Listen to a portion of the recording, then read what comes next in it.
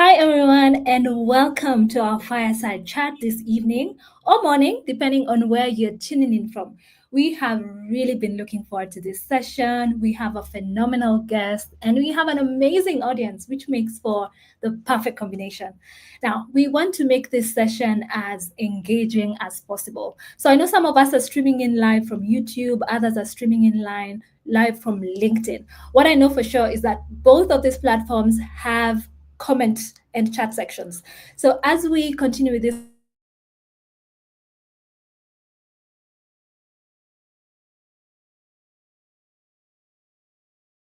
you're tuning in from, we're so curious to know which side of the globe you're on. And to make this as engaging as possible, I want us to start us off with a question. I have a fun question. So if you had the choice between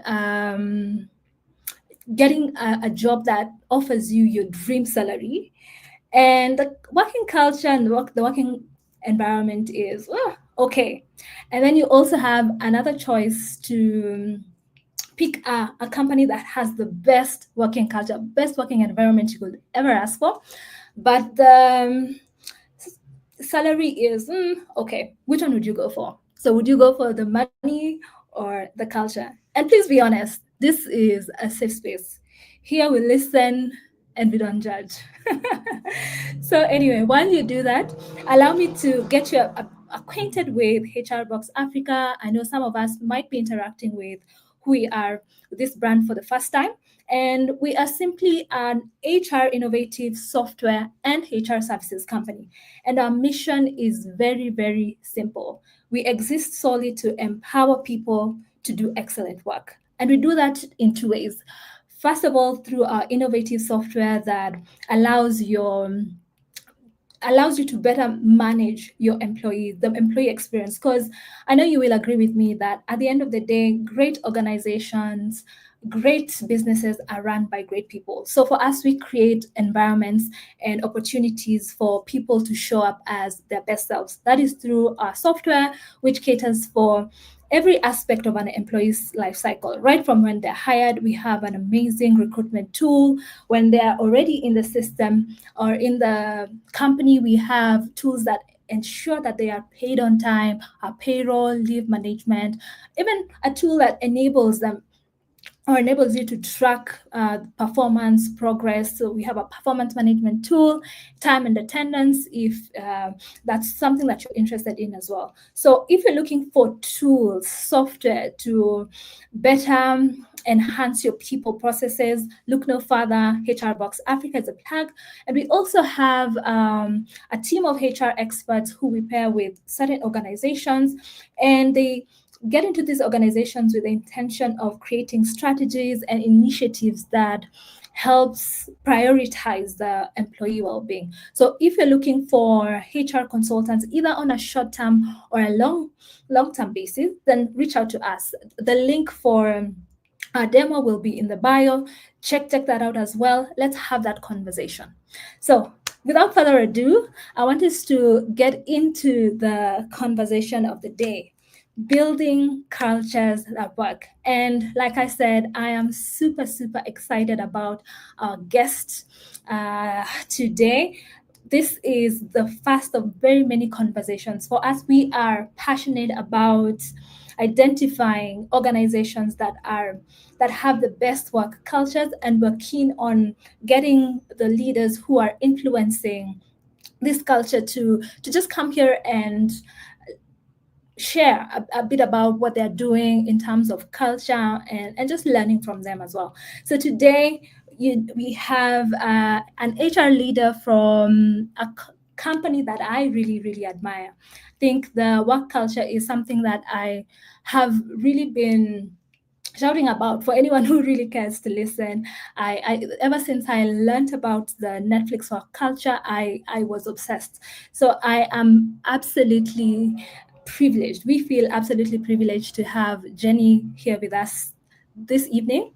Will allow me to just read a brief bio. I know she'll introduce herself later on, but just to introduce her, she is an HR leader with a wealth of experience in both large organizations and startups. She has a career spanning companies like Netflix, Amazon, Riot Games, and she specializes in executive coaching, talent strategy, and organizational effectiveness.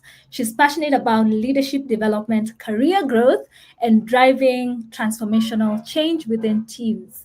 Jenni, welcome. Thank you. I was like, that all sounds true. That person must be amazing. I feel like I overly summarized your experience. So please tell us a little bit about your journey leading up to this moment. Sure. I started getting into HR and I really didn't know what I was getting into, probably like most of us. I knew I didn't want to be a therapist, but I cared about psychology and teams. And at my university, there was just some signs about getting into the field of HR. So I would have never predicted where I was going. But I would say at the core of it, I care about what is inside people that could make them amazing. I think that everybody comes to this earth with talents. And we also come with maybe stories we tell ourselves of what we can be, what we should be. And I feel like I'm here to help make sure that you can, when you work with me, that you live your potential. Oh, wow, that's so beautiful. So I know you worked for some iconic companies like Amazon, Riot Games. And if you had to pick a character or a moment from any Netflix series that resonates with your leadership style, what will it be and why? I want to start with a fun question. Sure. I was thinking of the show Queen's Gambit. I'm not sure how many people watch it, but it's about a chess genius. And it's a young woman who, like, if she could only get out of her own way, she would be the top chess player in the world. And so the series is about all of the things. It's not her skill set, her craft. She's amazing at chess, but it's her psychology that's getting in the way, which is, of course, my sweet spot. And then she has a best friend in the show who understands what's going on and is trying his best to help her work through the things that are holding her back. So I think that perfectly encapsulate who I am. I work with brilliant people, brilliant at marketing, at engineering, at AI, at data science. And then when they meet with me, we're working on how do you become a people leader, because it's very different than all the things that I just described.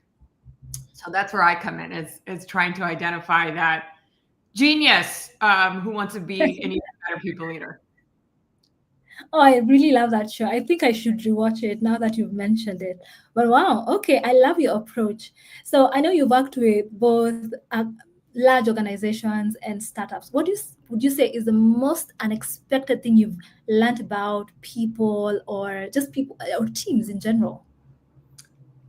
Yeah, I've been thinking a lot. One, the world is small. At least here in the California area, if you work in tech, I'm now at a place in my career where I'm working with people who I worked with earlier in my career. And I was like, gosh, how did the time go? Where now I recognize people from previous companies. But I would say at its heart, it's not something that people want to say in business or in Silicon Valley or in California companies in general, but I think friendship drives a lot of innovation. What I mean by that is, over my career, the people who I go out to for mentorship, for advice, to tell me the truth, the people I go to bat for, to join teams, to introduce to other people, are people who I have a very strong personal connection with. And some I may have a friendship, like you're going to lunch on the weekends, and some I just know they'll be a part of my career and my network forever. And I think because we're so strict on business of it's all professional, it's not personal. But I think secretly we really care about the people who made an impact on our lives, and it drives a lot of career opportunities and also hard work on teams. When I worked at Riot Games, it's a small video game company with a big impact, but you're staying late at the office because your best friend is late at the office and you don't want to let them down, right? I think some of those things drive our motivation more than we realize.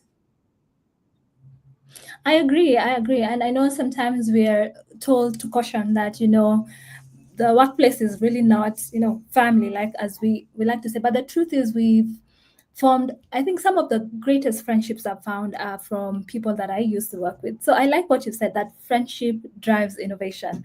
All right. So I'd like us to get into now the conversation of the day, which is around culture and how to build, a culture of light, a culture that works.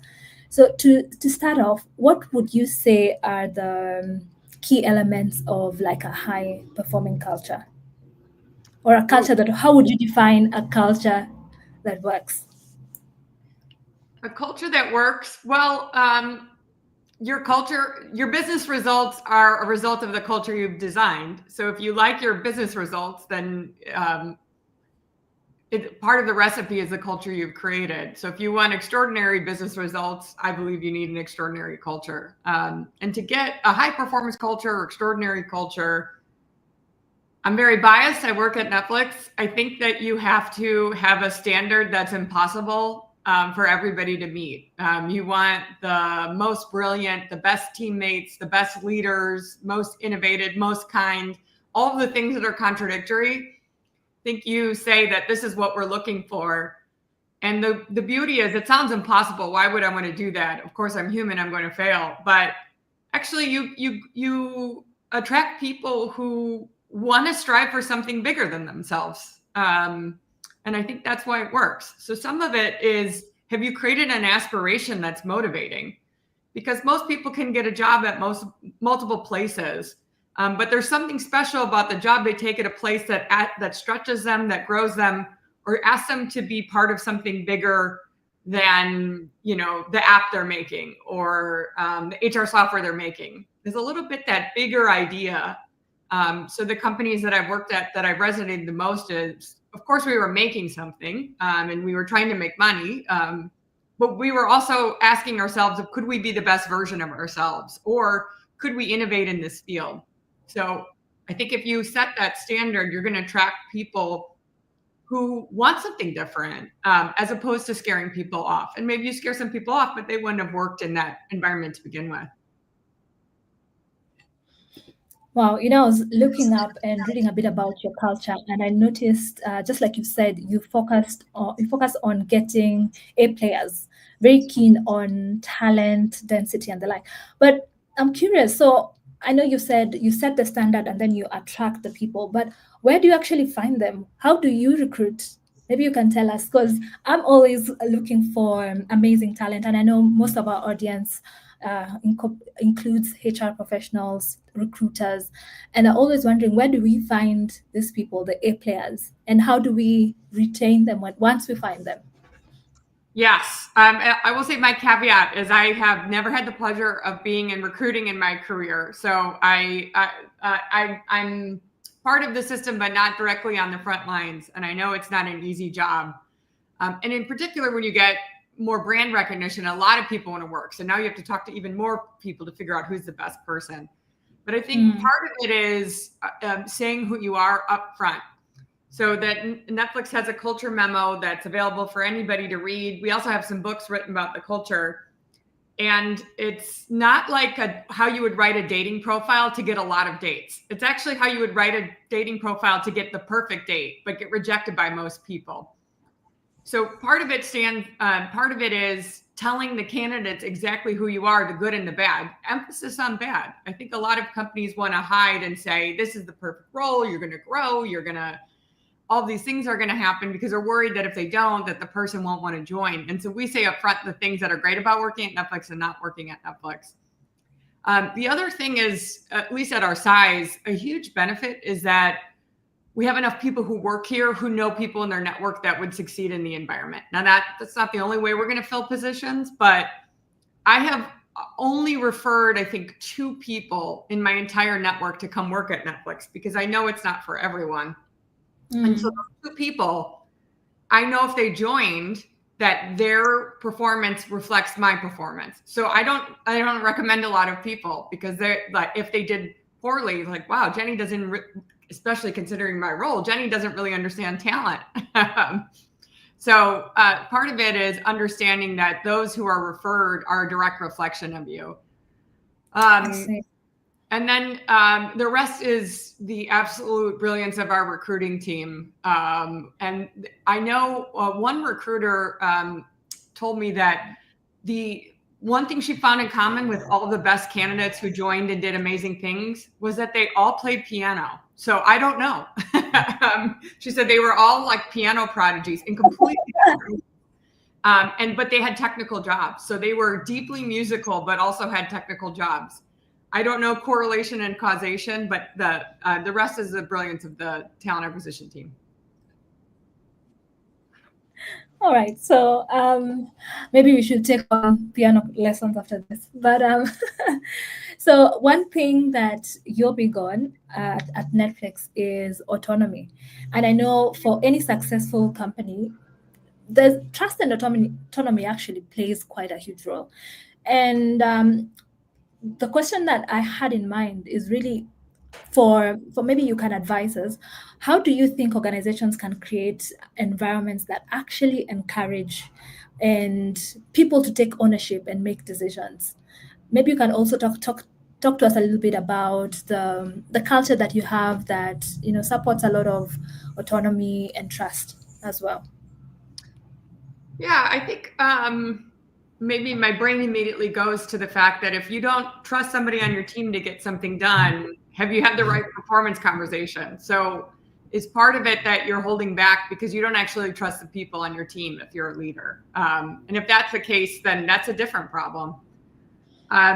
If you trust, okay, let's say we went through recruiting, we've hired all these people, you've held a very high standards, you should have some level of trust that you've hired some people who are really great at what they do and will deliver. The other thing that gets in the way is sometimes there's too many people or too many, the roles are so small that people are looking to take somebody else's projects to make a name for themselves. So you're in a good spot. It's easy to trust and to make people autonomous. When there's so much going on, you couldn't possibly take ownership of that project. So that's what I've seen companies be in a sweet spot where you are just like a rocket ship. There's so much going on. It's a lot easier to say, I trust you, go run with it, because you as a leader don't have the time. So we know we're in a good spot when we're there because it means that we're innovating, we're trying things, we're testing things out.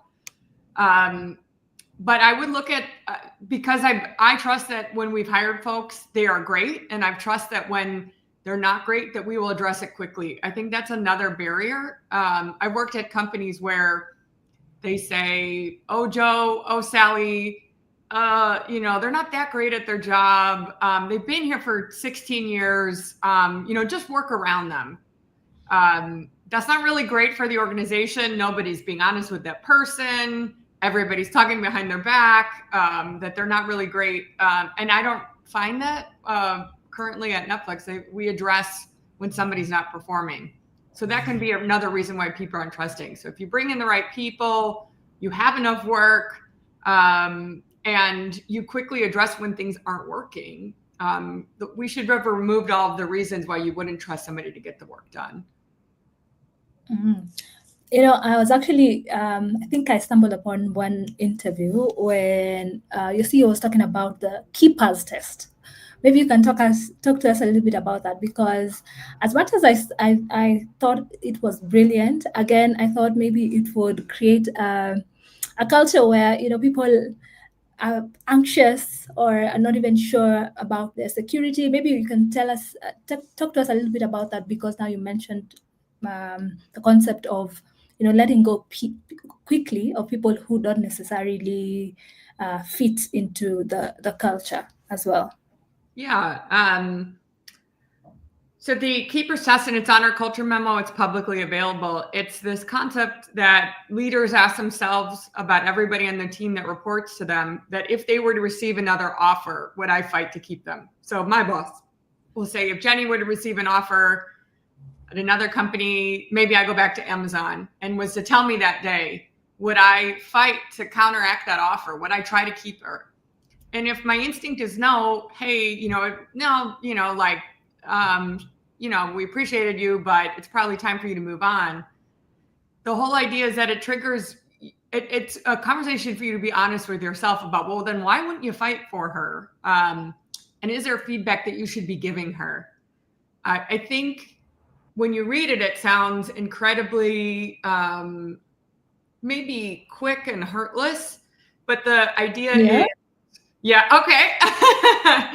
But I've worked with leaders my whole life. It's actually something people avoid as much as humanly possible, at least in my experience, that somebody's not working out, they're not delivering.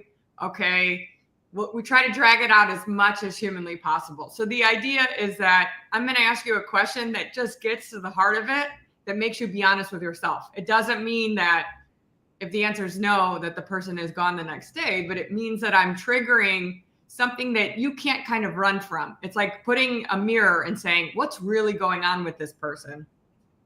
And so, the whole idea is you will know if somebody were going to take an offer, you'll have a gut reaction to that maybe your mind can't fight, right?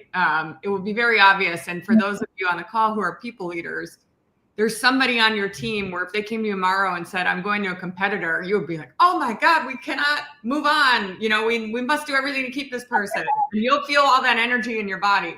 And somebody else would say they move on. You're like, phew, thank goodness, they're not really working out. They're a bad teammate, or maybe they're brilliant at what they're doing, but they don't have good relationships with their stakeholders. And they're actually ruining the reputation of our team. Whatever it is, that's actually, we want you to learn all of that and then give the feedback. So that's what I would say. It's really, the question is intentionally provocative to have you not skirt around it. And in my experience working with leaders, it can be hard to be honest with ourselves because we want to be good people.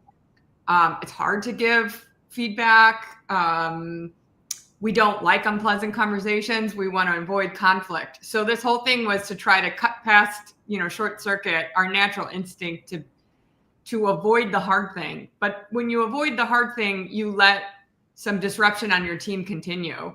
And so if you go back to high performance, the kind of results of people, innovation, changing a market, defining a space that hasn't existed before, all of these things that you may think are small frictions really hold the team back from succeeding.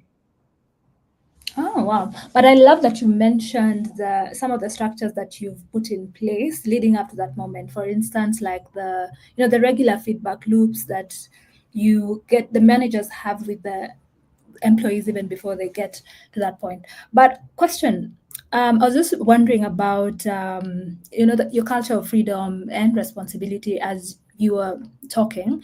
And the question that I have is really about us finding the balance between, giving people freedom to innovate, and also that's at the same time ensuring that they are aligned with the company's goals and values. How do we create that balance in a culture that really supports a lot of autonomy?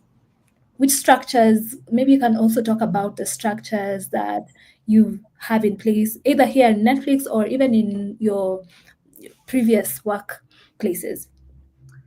Yeah, I think the most important thing, if you want folks to have the ability to innovate and to test and to experiment and try different things, is they have to have a lot of information about where the company's going and where we're at. I've worked at companies where I didn't even know about a new product launch until it was in the newspaper, and it was so everything was secret and you only knew a little bit of the things you're working on. So what I like about Netflix is we share our internal documents openly with everyone about, here are the bets we're making for the year. Here's what's happening in the market, the good and the bad. Here's what long-term threats. So the level of context and information is very high. And so I'm expected to understand that in order to make the best decisions of the company.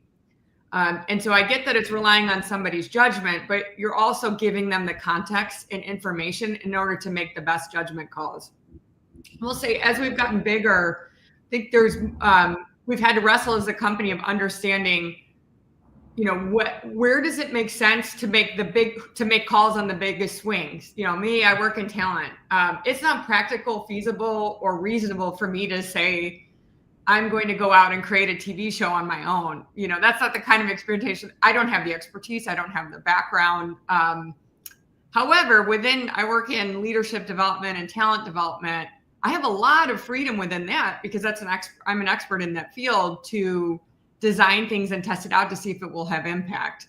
So some of that also is you're looking for mature adults who understand what their expertise is. And I know that doesn't sound like, well, gosh, that where's the hard rules and the structure and the guidebooks? We don't really have them. And so we have a higher tolerance for when things don't work out, because we'd rather create a looser structure, more information, more tolerance for failure, than go the other way and start creating all these rules about you do this when this happens and only these people make these decisions, because we think that will slow us down. Wow. So you've talked about risks. You talked about learning from failure. I want us to also talk a bit more about those, but I want to start with the culture of risk taking. How do you ensure employees don't necessarily fear the consequences of failure? Because when you take risks, you're bound to fail maybe one or two times here and there. So how do you ensure that you support your employees to innovate and to take risks without necessarily, sometimes the consequences of failing could be grave. So how do you ensure that so that you can keep innovating? Yeah. One, I would argue sometimes that the grave, at previous companies I've worked with, the definition of grave is pretty minor. So, has this person destroyed the business? Probably not. Unlikely not. And if they have, was that the expectation of their role? So if you were the chief financial officer and you were lying this whole time about the business results, that's both grave, going to impact the company long term, and it was their job to do that. So those consequences should be severe. For most people, it's nowhere near that. Every company I've worked at, there's an intern who comes in very eager and breaks something on the website or breaks something on the app you're making. There's something that they do that causes some momentary harm, and then the entire company looks to see how you react. So let's say an intern accidentally emailed every single customer in your customer base. Do you go rush to fire that person when we assume we look into it was an honest mistake? If you do, everybody knows that you can never experiment or try something ever again. Like, you've just let everybody know in the entire chain. Or do you say, hey, I was an intern once, I also did something like that. Let's learn from it. Let's figure out how what we can do so that it doesn't happen again. But it's just part of life and it's part of the process. I think most failures are closer to that. And so what is the reaction to that person, knowing the entire company is watching you? And does it make sense relative to what happened? And then the other thing that's super important is who leads at the top. And I would say we have two CEOs internally at Netflix. They've had huge successes and they've had failures, and they talk about both. So if the people at the top, the only thing we talk about them is how perfect they are and how they've never made a mistake in their life, it sets the tone that that's what's expected of everybody. So while you may say publicly that failure is okay, you don't actually mean it by how you're signaling to organizations. So both of our CEOs have talked about, within their tenure at Netflix, big risks that they've taken that haven't worked out. And they're still here and they're still growing and they're still adding a lot of value. And obviously they're leading our company. So I think that sets a big tone. And then, of course, if the failure is unethical, there's some things that are just obvious no's. If you're stealing from the company, if you've harmed another employee, we're not talking about failure. We're talking about, that's just a no-go for the company. Like that's sort of in a different category, I would say. It needs to be addressed very quickly. I like how you've brought up the fact that leadership is leaders are custodians of company culture, and they, in a sense, have the responsibility and the role to model that vulnerability when it comes to just matters everything culture. But I have to ask, maybe in your years as a HR professional, have you encountered situations where the cost of failure actually outweighed the lessons learned in your personal life? Yeah, I'm trying to think.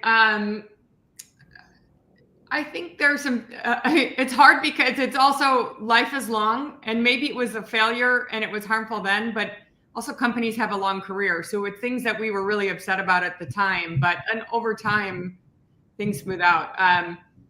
We are in the ads business, advertising business. Netflix wasn't for a while, for its entire tenure until a few years ago. And so you can argue, and some Wall Street journalists did argue, we should have gotten into that sooner.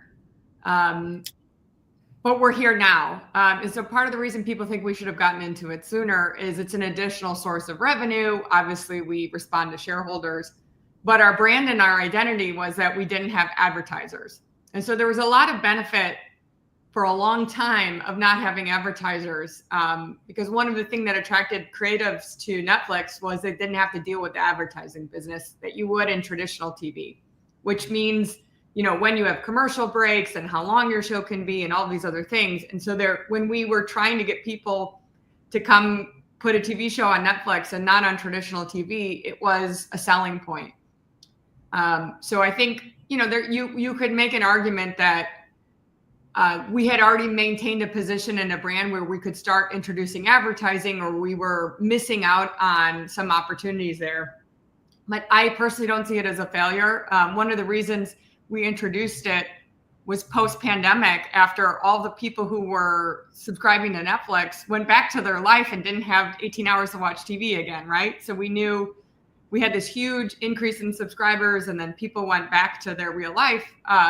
And so we had to think differently about, we're not going to plan for another pandemic to get all these subscribers. You know, that's not what we want. What we want is another revenue stream. So I think that on one view, people could say that we could have done all of those things differently. But what's more important and most important is, what did we learn along the way? What are the market signals when we need to make a pivot, even if it changes our brand identity? What are the ways you jump into a new market? What if you wait late? You know, what are those impacts, and what are we dealing with now? Because we just started that process a couple of years ago.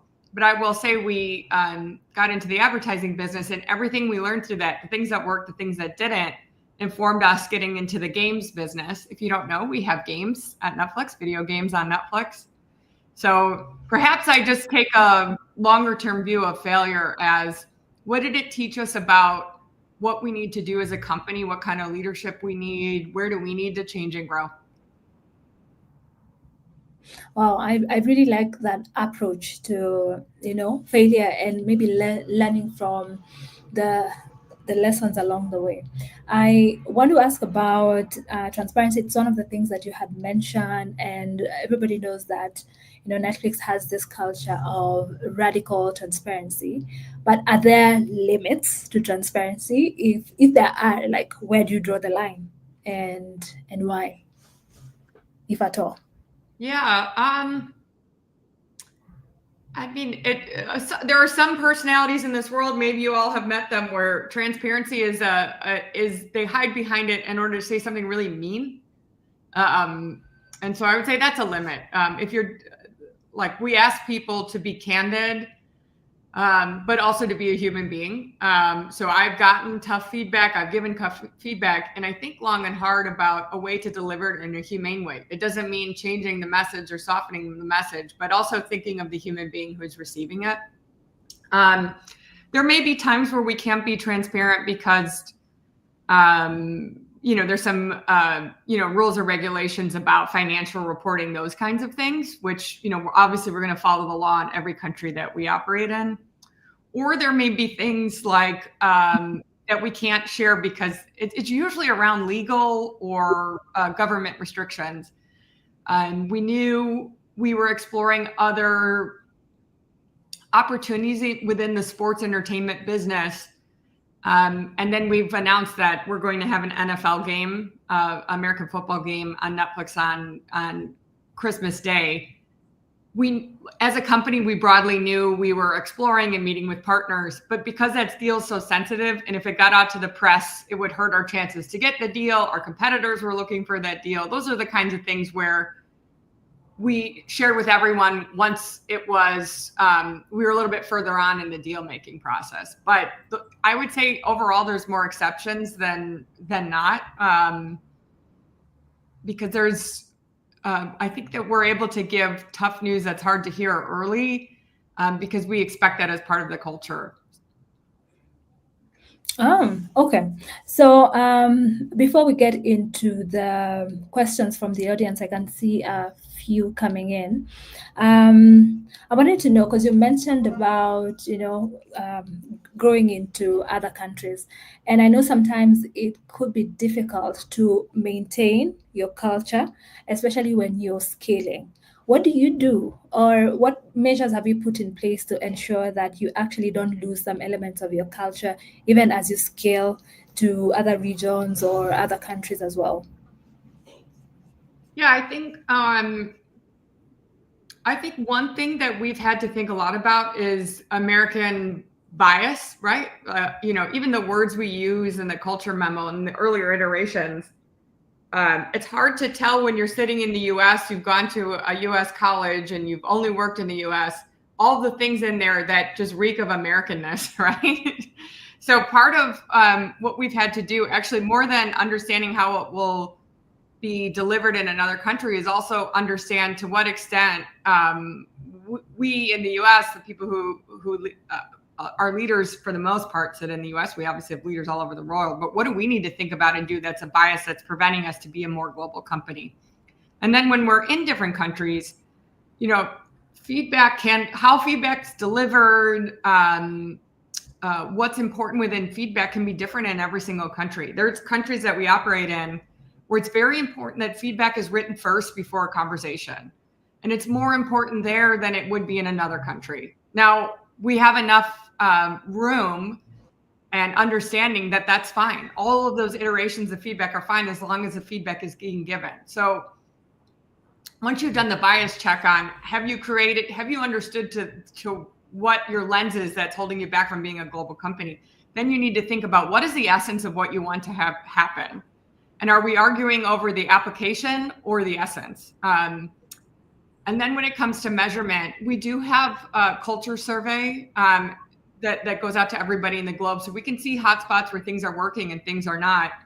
But I will say that feedback is one that when I go and I travel to our different offices, they say, well, it's there's some things here, it's hard. We don't want to give feedback to people we care about.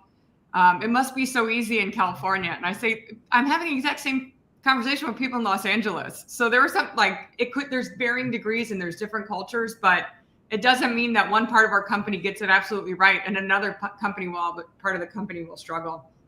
So we do use surveys as a way to hold ourselves accountable, but we also ask people to challenge of what's really the principle or the essence of this that you can deliver that makes it authentic for the country that you're operating in. Okay, I love how you've answered that question. I want to get into some of the comments that are on the chat section, and I'd like to look at Frederick Okari. Frederick asks, how do you define culture? I feel like you've answered that, but maybe you could answer also the second part of the question. He asks, who's responsible for driving good or bad culture? I know you talked about the role leadership plays, but do employees also have a role in driving good or bad culture? Maybe you could answer that as well, and then we'll get into the rest of the conversation. Sure. Well, I will tell you who's not responsible, which is HR, which is what most companies say. Most companies say, we're going to write it, and then the people who have to live it and to hold people accountable for it are HR, and then the leaders and everybody else does whatever they want. That's not going to work. Culture, of course, it starts at the top, and the most influential people when it comes to your culture are your leaders. So if they're saying one thing and doing another, people are going to look at their behavior and mimic their behavior, not what they're saying. So I would say the top of the pyramid, the person who's most responsible are the people your founders, your leaders, your most visible leaders, and then everybody shares responsibility underneath that. But no one is doing anything that your top leaders aren't doing. So if you say you care about inclusion, but your top leaders aren't engaged in the conversation or doing anything about it, people look at that as a signal. And please, for business leaders and HR leaders, please be aware if you put it all on your HR team. I haven't found that works, because people say that's nice HR, but I'm looking at my business leader is doing something else. Well said. I think some HR professionals who are here will be really happy to hear that. I have a question from Susan. She says, I find that employees are sometimes prone to sunken costs fallacy, where they are reluctant to let go of poor performing employees because of the investment made on them. How can this be navigated? I find that employers are sometimes prone to sunken costs fallacy. Yeah, it's a great point. And that's why I hope you all come up with your provocative question that works in your company to help cut through the noise.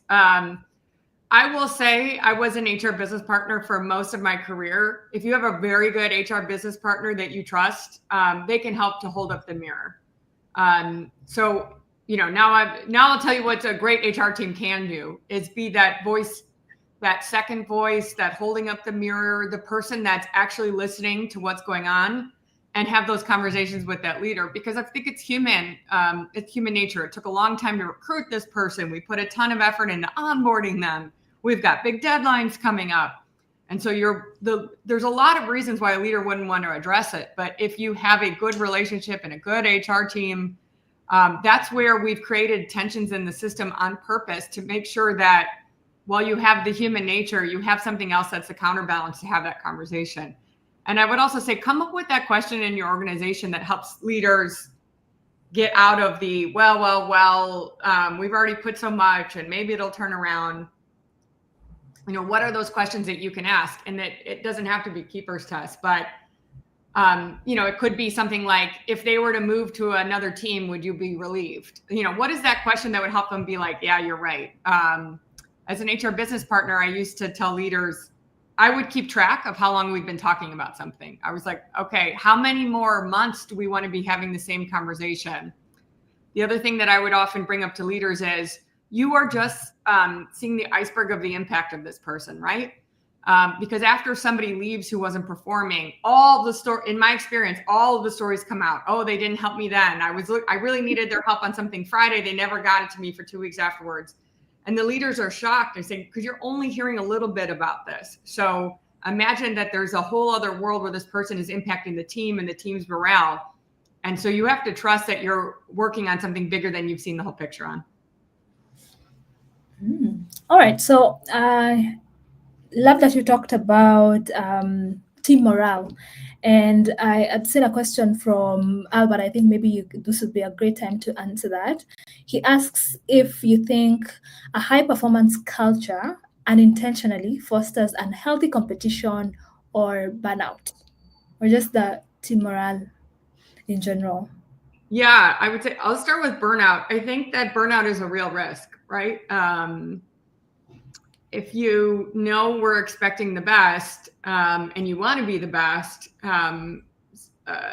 you can overextend yourself in an attempt to do great things. We have things in our culture that are counterbalance to that. Before we joined the call, I was talking about how we do have unlimited paid time off. And part of that is so people are going to work extremely hard, and then we want them to disconnect and truly take care of themselves and recharge. But burnout it's hard. And it's also, sometimes it can be an internal choice that's hard to combat, meaning there's been times where everybody's told me I need to take time off, my boss included, and I can't stop the engine. So that's some of it's environmental and some of it's personal. And then competition, I think, I get what you're asking, but I haven't found Netflix to necessarily be competitive like other companies I've worked at, because you can't succeed alone.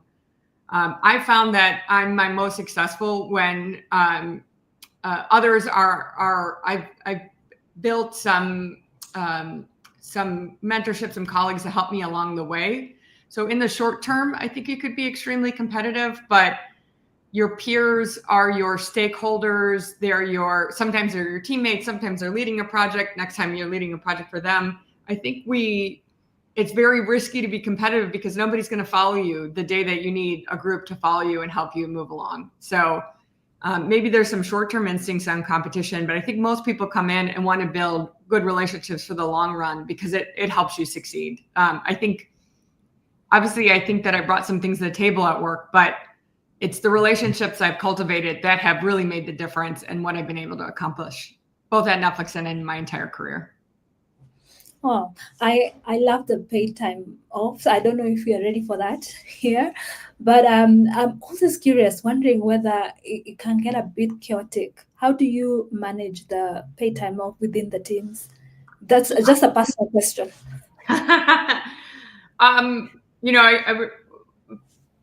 It's so interesting because if you zoom in on one piece of the culture, it ties to everything else. And what I mean by that is, if you haven't hired stunning colleagues, if you haven't performance managed people, it could be extremely chaotic.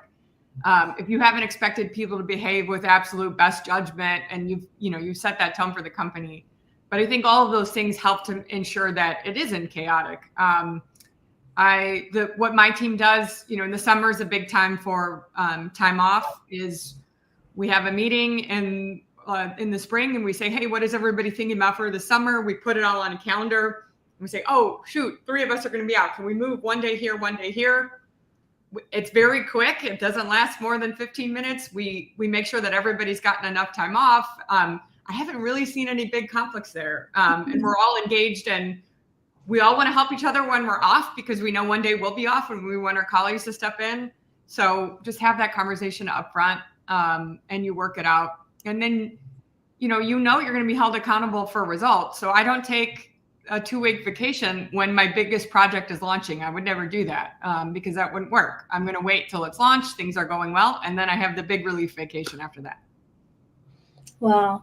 I think what's beautiful about that is that the backdrop is, starting colleagues. Like you've said, you hire 8 players from the get-go. It reminded me of one of my favorite books by an author called Nassim. So he talks about anti-fragility, the concept. And it's really more than resilience. It's where organizations or culture are able to become better because of stress and chaos. So I was just reminded about I think anti-fragile cultures are cultures that are able to support employees, that they're able to give employees the necessary resources to thrive and the freedom to make certain decisions. So I like that. And I'd like us to go to some of the questions on the chat. See, our time is almost up, but we still have a bit of time to capture some of these questions. Purity Nderi asks, how can I carry out a culture survey? What steps can I take and tools to use that are cost effective?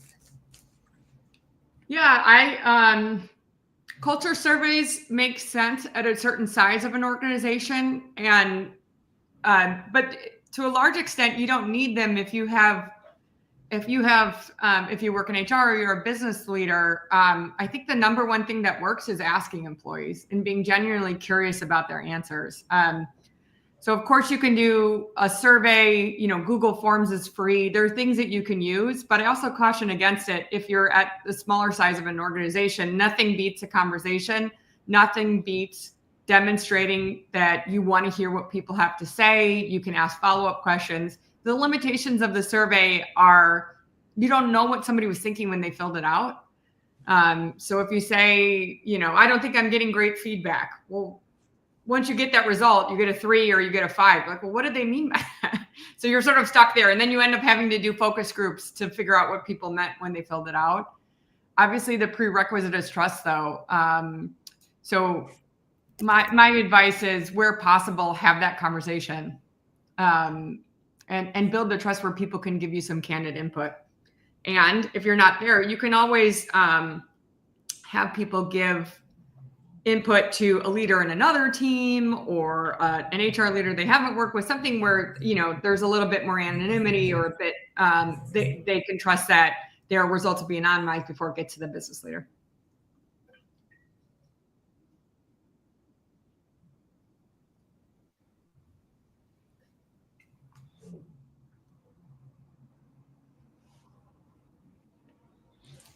All right, we lost you for a bit, but I think okay. we have you back now. So one more question from Ekra. She says, on transparency, how do you balance transparency and confidentiality?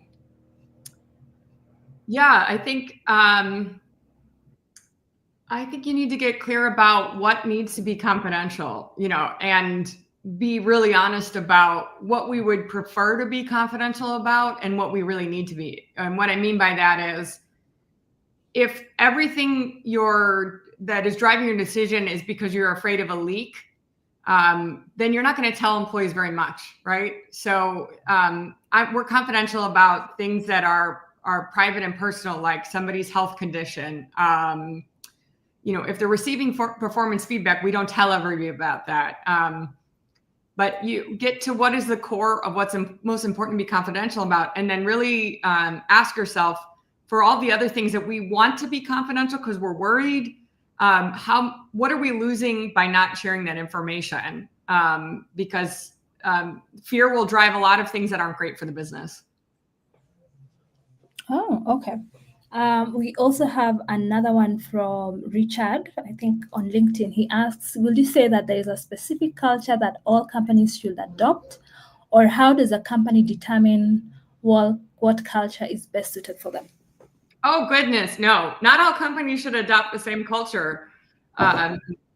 It's almost like, in my view, it's like dating. If everybody was the same person, that would be some boring relationships, right? If we all said the same thing to get the most number of dates, we might not have interesting relationships. I think, ultimately the culture is from the leaders, the founders of the company, the people who are leading the companies. How do they think and behave? What's important to them? Because if it doesn't mirror that, people won't. It's hard to get people to adopt a culture when the people at the top aren't living it. So if your leaders are very passionate about, here's the 3 things I'm super passionate about, that would be the basis of your culture. Yeah, I love that. I love the focus being first on what the company cares about, what their core values are, and then modeling the culture based on the core values. We have another question from Fancy. She says, Jenny, thanks for sharing your insights thus far. My question is, how do you measure whether the culture is thriving or needs an adjustment? Business results. Are you getting the results? Your company is perfectly designed for the results you're getting. So are the business results what you want them to be getting? And of course, day to day, there's going to be fluctuations. We're a public company, so our stock price isn't static. So we're not going to over pivot for one bad quarter or even one bad year. But I think if there's been something drastic, a competitor has come and taken a large market share, or if you missed a big contract you were looking for, it's an opportunity to look in the mirror and say, what have we been perpetuating that's not helping us win? It could be that we've made failure so dire that nobody's willing to take a risk to help us innovate and grow as a company, or we've made it a company of secrecy. And so now it means that people don't have the information they need in order to make the best decisions. Or we've created a company where only 2 people make decisions, which means that everybody has to wait for those people to be available in order to make a good decision, which slows us down. But I say ultimately look at the results you're getting, and then results don't lie. And it also can be the wake-up call you need, because usually if you say the vibes are off, that's not something that compels business leaders to make a change, but they will make a change if the results aren't where you want them to be. So revenue at the end of the day, or whatever the results. Yeah, I think, it depends on what cycle you're in. If you're a startup, you're looking to gain a customer base. And so if you're not attracting any customers, then it might be the culture, it might be the people you have in roles. But wherever you're at in the stage of your company, if you're not doing the thing that you want to do, you've got to take your magnifying glass and figure out where the problem is. All right. Well said. We'll take, I see we have a few more minutes to go. Maybe we can take one or two more. Okari asks from YouTube, in a world where 60 to 80% of employee attrition is attributed to poor leadership, how do you ensure a balance of good governance and trust and accountability between the parties involved? Yeah, that's such a great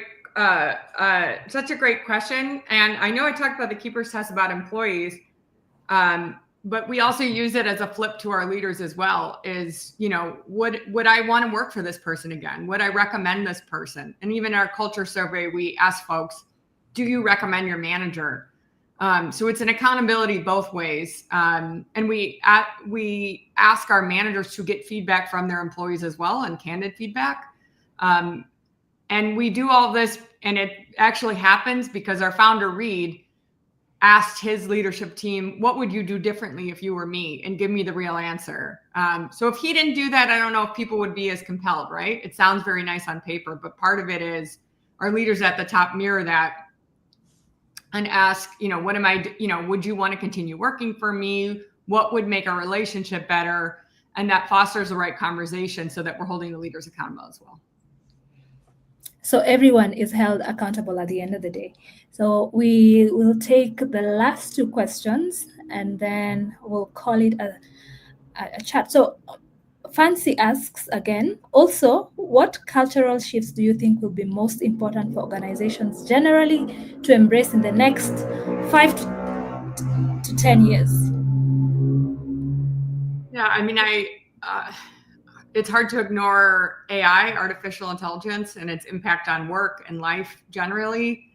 And then conversely, there's, I think there's a global loneliness epidemic as we live more of our life online and less with other people. So I think those two things, in what way, I think, for us, it's in what ways do our products bring people together, and how can we help people have more live experiences with friends around our content, not just watching alone by yourself. And then also for AI, it's here. You like it, you don't, you're scared about it, you're excited about it. What can we leverage both at work and in our own personal lives around it? So those two things. But I'm really maybe passionate about, I think there's a global loneliness epidemic. So what are the things we're going to do as a society to help encourage people to build their communities and to have those in-person connections and not just have a digital footprint, even though there's wonderful things about an online life. But we also, at the same time, I think it's going to be very cherished, these in-person community experiences. Wow, I think it's such an interesting era to be, to be alive. The era of AI, I'm really excited about that personally.